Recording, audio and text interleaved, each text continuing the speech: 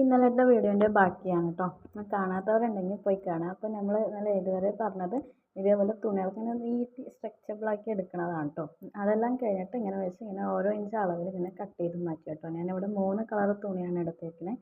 എല്ലാം കട്ട് ചെയ്ത് ഞാനൊരു ഇതിൽ അടുക്കി വെച്ചിട്ടുണ്ടോ. നമ്മൾ ഏത് തുണിയാണോ എടുക്കണത് അത് ഇങ്ങനെ ലൈനിട്ട് വെക്കുക. അപ്പോൾ നമ്മൾ ലൈനിട്ട് വെച്ച ശേഷം അതായത് നമ്മൾ ഡോർ മാറ്റ് അടിക്കാൻ എടുക്കുന്ന തുണിയില്ല. അപ്പോൾ ഇതൊക്കെ സെറ്റ് ചെയ്ത് എടുക്കുന്ന തുണി അത് ആദ്യം ഇങ്ങനെ അപ്പോൾ പിന്നെ ലൈനിട്ട് വെക്കാം. നമുക്ക് ഇതൊക്കെ കറക്റ്റായി വെച്ച് സ്റ്റിച്ച് ചെയ്യണമല്ലോ. അപ്പോൾ ലൈനിട്ട് വെച്ച ശേഷം ഓരോ ഭാഗം എടുത്ത് സ്റ്റിച്ച് ചെയ്യാം കേട്ടോ. ഇതിൽ വീഡിയോയിൽ കാണുന്നുണ്ട്. ഓരോന്നെടുത്ത് സ്റ്റിച്ച് ചെയ്ത ശേഷം നമുക്ക് ഇഷ്ടമുള്ള പോലെ സ്റ്റിച്ച് ചെയ്യാം കേട്ടോ. ഞാൻ ഇപ്പോൾ 3 കളറാണ് എടുത്തിട്ട് വന്നത്. അപ്പോൾ ഓരോ കളർ വെച്ച് തന്നെ സ്റ്റിച്ച് ചെയ്തു കേട്ടോ.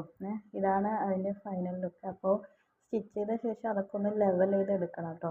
നമ്മളിങ്ങനെ സ്റ്റിച്ച് ചെയ്യുന്ന സമയത്ത് ഇങ്ങനെ കൂടിയും കുറഞ്ഞും ഇങ്ങനെയൊക്കെ മുകളിൽ ഒരു ഇതാക്കിയിട്ടിരിക്കുന്നുണ്ടാവുമല്ലോ. അപ്പോൾ അതൊക്കെ ഒന്ന് ലെവൽ ചെയ്ത് കറക്റ്റായി എടുത്ത ശേഷം അതൊന്ന് റൗണ്ടിലൊന്ന് ഫുള്ളായിട്ടൊരു സ്റ്റിച്ചും കൂടി കൊടുക്കണം കേട്ടോ. ചുറ്റും സ്ക്വയറിൻ്റെ ചുറ്റും ഒരു സ്റ്റിച്ചും കൂടി കൊടുക്കും. ഇതാണ് കേട്ടോ ആ ഡോർ മാറ്റ്. അപ്പോൾ ഇതെങ്ങനെയുണ്ട് പറയും. നിങ്ങൾക്ക് ഇഷ്ടപ്പെട്ട ലൈക്ക് ചെയ്യുക, സബ്സ്ക്രൈബ് ചെയ്ത് സപ്പോർട്ട് ചെയ്യുക. Okay, by.